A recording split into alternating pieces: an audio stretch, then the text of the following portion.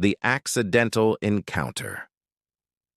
Emma clutched her boarding pass with trembling fingers as she navigated through the narrow airplane aisle, her worn canvas bag bumping against seat backs as other passengers squeezed past her. The overhead compartments were already stuffed with expensive luggage, and she could feel the impatient stares of fellow travelers as she searched desperately for space for her small duffel bag. Row 12, Seat C. She counted the numbers carefully, her eyes scanning the cramped economy section. The flight from New York to Los Angeles was completely packed, and every seat seemed to be occupied by someone who looked far more put together than she felt. Her paint-stained jeans and faded sweater marked her as different from the business travelers surrounding her.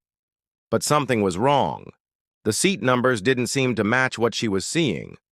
Row 12 showed seats that were wider, more luxurious, with actual space between them. The leather looked soft and expensive. Nothing like the cramped economy seats she had expected. Emma double-checked her boarding pass, squinting at the small print in the dim cabin lighting. A flight attendant approached with a professional smile. "Can I help you find your seat, miss?" Emma handed over her boarding pass, feeling heat rise to her cheeks. "I think there might be some mistake. This says 12C, but these seats look—" The attendant's eyebrows raised slightly as she examined the pass. "Oh my, it looks like there was an upgrade. You're in first class, seat 12C, right over there by the window." Emma's mouth fell open. She had never flown first class in her life. The ticket had been a last-minute purchase with her final savings, a desperate attempt to get to Los Angeles for a gallery interview that could change everything. An upgrade seemed impossible, like winning a lottery she hadn't entered. As she settled into the impossibly comfortable leather seat, Emma tried to process what was happening. The armrests were wider than her entire economy seat would have been. There was actual leg room, a real blanket, not the thin tissues airlines usually provided. She ran her fingers over the smooth leather, still hardly believing this was real. The seat beside her remained empty as other passengers continued boarding. Emma allowed herself to relax slightly, thinking perhaps she would have extra space for the long flight ahead. She pulled out her sketchbook, hoping to work on some drawings during the journey, when a shadow fell across her lap. A man stood in the aisle, tall and impeccably dressed in a charcoal gray suit that probably cost more than Emma's rent for 3 months. His dark hair was perfectly styled, and he carried himself with the kind of confidence that came from success and privilege. He checked his boarding pass, then looked at the seat number above Emma's head.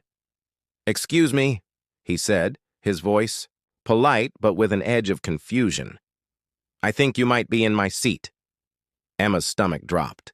The magical upgrade suddenly felt too good to be true. She fumbled for her boarding pass, hands shaking slightly as she showed it to him. "I have 12C. The flight attendant said I was upgraded, but maybe there's been a mistake." The man, who had introduced himself as James, examined both boarding passes carefully.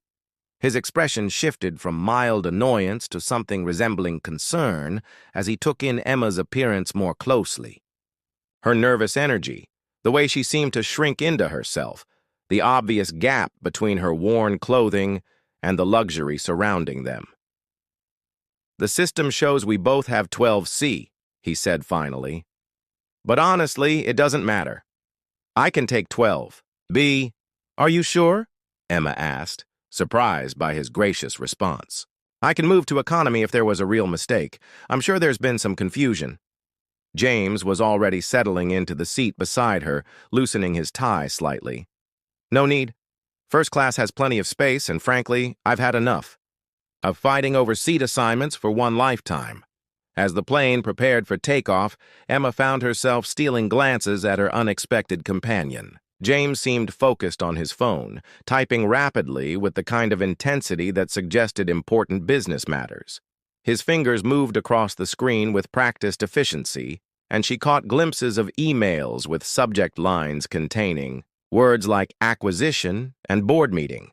The contrast between them felt almost comical. Here she was, and struggling artist who had spent her last dollars on this flight, sitting next to someone who clearly belonged in this rarefied world of first-class travel. His watch alone probably cost more than she had made in the past 6 months, selling her paintings at local coffee shops and street fairs. But as the plane lifted off and the initial awkwardness of their seating situation faded, Emma found herself curious about this stranger who had been kind enough to let her keep the upgraded seat. Most people in his position would have demanded she move or called for a flight attendant to sort out the confusion. Instead, he had simply adapted, showing a flexibility that seemed at odds with his polished corporate appearance. "Business trip?" Emma asked tentatively, nodding toward his phone as he finally set it aside. James turned toward her, and for the first time, she saw his features soften slightly. "Always," he replied with a small smile. "Board meeting in Los Angeles tomorrow." "Morning. What about you?" "Job interview," Emma said, then immediately felt foolish for the oversimplification. "Well, more like an opportunity. There's a gallery owner who might be interested in showing some of my work." "You're an artist?" James's interest seemed genuine, not the polite small talk she had expected. Emma nodded, feeling more confident. "Painter mostly. I do some mixed media work too. It's not exactly a stable career path, but it's what I love." "That's brave," James said, and something in his tone suggested he meant it. "I've always admired people who pursue their passion regardless of the practical challenges." The conversation flowed more easily after that initial exchange. James asked thoughtful questions about her art, seeming genuinely interested in her creative process and the challenges of making a living as an artist. Emma found herself sharing more than she had intended, talking about her struggles with self-doubt, the difficulty of balancing artistic integrity with commercial viability, and her dreams of one day having her work displayed in major galleries. In a return, James opened up about his own world. He was the founder and CEO of a successful tech company, but his path to success hadn't been as smooth as his current polished appearance might suggest. He spoke about starting the company in his garage, working 18-hour days for years, and the lonely isolation that often came with leadership positions. "Success is supposed to feel fulfilling," he admitted as they cruised at 30,000 feet. "But sometimes I wonder if I've sacrificed too much of myself to achieve it. I can't remember the last time I did something just because I enjoyed it, not because it served some business purpose." Emma found herself studying his profile as he spoke. Beneath the corporate exterior, she sensed someone who was genuinely thoughtful and perhaps more vulnerable than he typically allowed himself to be. There was something refreshing about his honesty, especially coming from someone whose world seemed so different from her own. "Maybe that's why art matters," she said quietly. "It reminds us that not everything has to have a practical purpose. Sometimes beauty and meaning are enough." James turned to look at her directly, and for a moment, the noise of the airplane engines and the chatter of other passengers seemed to fade away. "I haven't thought about beauty in a long time," he said. "Not real beauty anyway. Just profit, margins and market share and competitive advantages." The conversation continued as they flew across the country, covering topics neither of them had expected to discuss with a stranger on an airplane. They talked about dreams deferred and paths not taken, about the courage required to pursue uncertainty and the price of playing it safe. Emma found herself drawn to James's intelligence and unexpected depth, while he seemed fascinated by her passion and creative perspective on the world. As the flight progressed, the formal distance between them gradually dissolved. Emma showed James some of her sketches, watching his face light up as he examined her detailed drawings of city scenes and portraits. James shared stories about his company's early days, revealing a side of himself that was more adventurous and idealistic than his current corporate image suggested. When the flight attendant came around with dinner service, they barely noticed. The gourmet meal, too engrossed in their conversation to pay much attention to food. The luxury of first class, which had initially made Emma feel so out of place, became simply the backdrop for an unexpected connection with someone she never would have met otherwise. The plane began its descent toward Los Angeles as the sun was setting, painting the sky in brilliant shades of orange and pink. Emma pressed her face to the window, watching the sprawling city spread out below them like a glittering circuit board. "Beautiful," James murmured, and when Emma turned to look at him, she realized he wasn't looking at the view outside. He was looking at her. Beyond the clouds, the plane touched down at Los Angeles International Airport with a gentle bump, but Emma barely felt it. She was too aware of the man sitting beside her, too conscious of how this unexpected flight had shifted something fundamental in her perspective. As passengers began gathering their belongings and preparing to disembark, she felt a strange reluctance to let this moment end. James was carefully folding his laptop and organizing his briefcase with the same methodical precision she had observed throughout the flight. But his movement seemed slower than necessary, as if he too was reluctant to return to the world waiting beyond the airplane cabin. "So," Emma said, trying to keep her voice casual, "your board meeting tomorrow. Is it one of those make-or-break situations?" James paused in his packing and looked at her with an expression that was both amused and slightly surprised. "Actually, yes. We're finalizing a merger that could either launch us into the next level or completely change the nature of what we do. I should probably be reviewing my presentation notes right now instead of—" He gestured between them, seeming to search for words to describe what had happened during their flight. "Instead of having an actual human conversation," Emma suggested with a smile. "Exactly." James's laugh was genuine, transforming his features in a way that made him seem years younger. "I'd forgotten how refreshing that could be." As they waited for their turn to exit the plane, Emma felt the familiar flutter of anxiety returning. The gallery interview was scheduled for the following afternoon, and she had nowhere to stay except a cheap hostel she had booked online. Her entire future seemed to hinge on the next 24 hours, and the confidence she had gained during their conversation was already beginning to waver. James seemed to sense her shift in mood. "Nervous about tomorrow?" he asked quietly. Emma nodded, not trusting herself to speak without revealing just how terrified she actually was. Everything she had worked for, all the years of struggling, and believing in her art when no one else did, had led to this single opportunity. The pressure felt overwhelming. "Can I ask you something that might sound crazy?" James said as they finally stood to leave their seats. Emma looked at him curiously. "Sure. Would you like to have dinner tonight?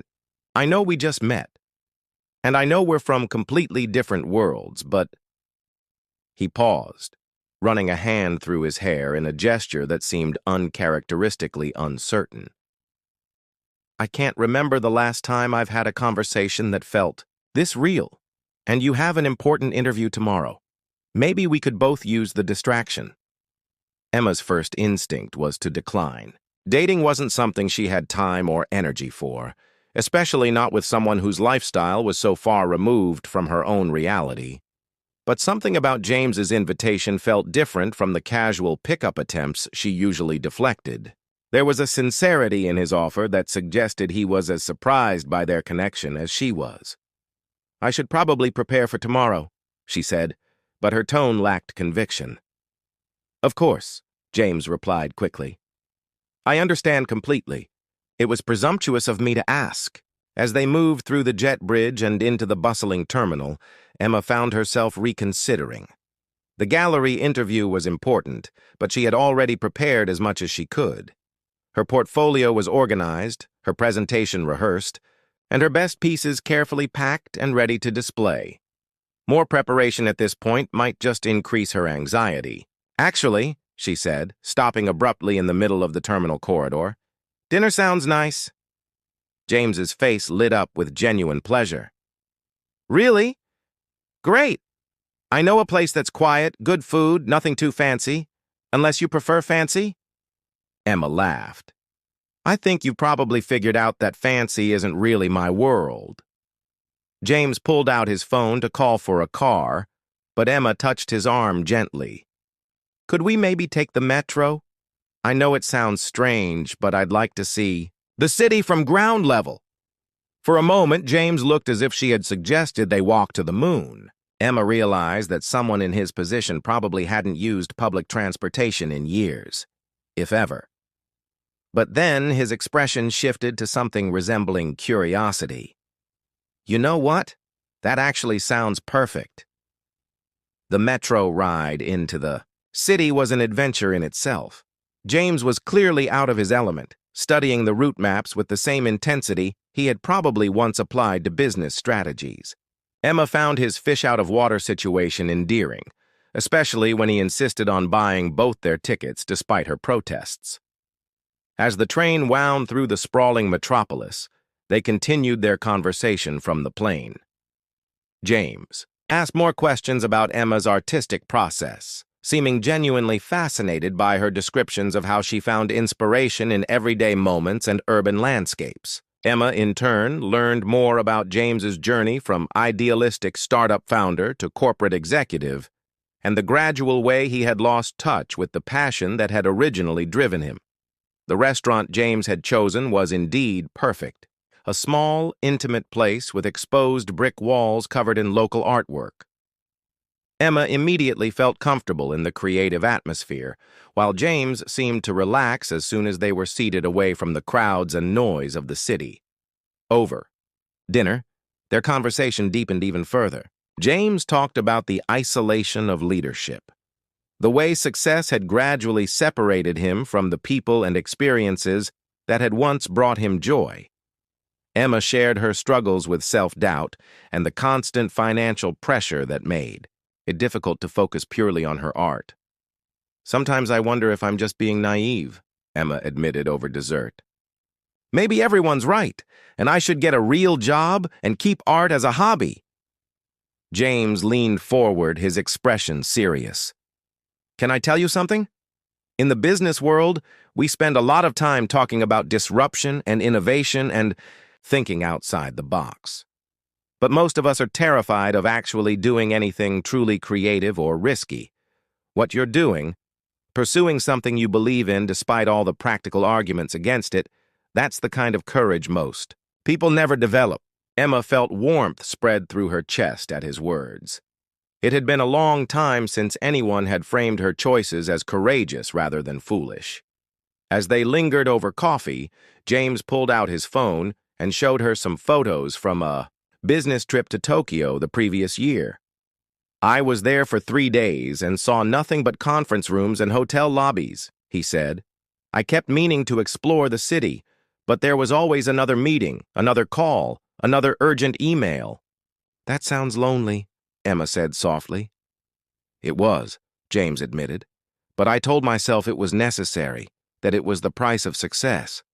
Tonight is the first time in years that I've had dinner somewhere just because I wanted to, not because it was a business necessity. They walked slowly back toward Emma's hostel, neither of them wanting the evening to end. The Los Angeles night was warm and alive with energy, street musicians playing on corners and late-night cafes still buzzing with conversation. Emma found herself seeing the city through James's eyes as well as her own, noticing both the creative vibrancy that drew her and the complex urban dynamics that fascinated him. This is me, Emma said as they reached the modest building where she was staying. James looked up at the hostel with an expression of concern. Are you sure you'll be comfortable here? Emma laughed. It's fine. I've stayed in much worse places. They stood facing each other on the sidewalk, both seemingly reluctant to say goodbye. The easy flow of conversation had created a bubble of intimacy that felt fragile in the face of returning to their separate worlds. Good luck tomorrow, James said finally. Not that you'll need it. Anyone who sees your work and doesn't recognize your talent is an idiot.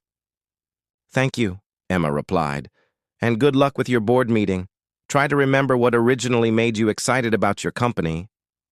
James stepped closer, and for a moment Emma thought he might kiss her. Instead, he pulled a business card from his wallet and handed it to her.